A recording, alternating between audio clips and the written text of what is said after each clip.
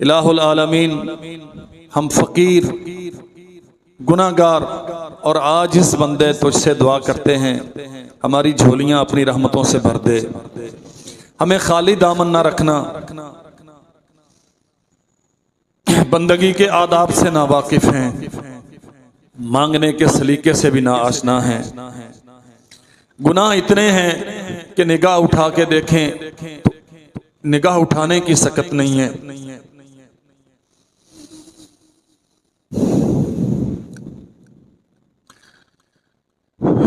जिंदगी मासियतों से भरी हुई है। हमारा कोई दिन ऐसा नहीं है जिसके मुतल्लिक़ ये दावा किया जा सके कि वो तेरी रजा के ताबे गुजरा। हमारी कोई रात ऐसी नहीं है जिसे ये कहा जा सके कि वो काबिल फख्र थी। लेकिन अल्लाह, तेरी रहमत बड़ी वसी है, तू अपने बंदों पर बड़ा अफ़्व दरगुजर करने वाला है। और ये मुआफ़ियों का सीज़न है, ये कबूलियत दुआ के औकात में से एक बेहतरीन वक़्त है।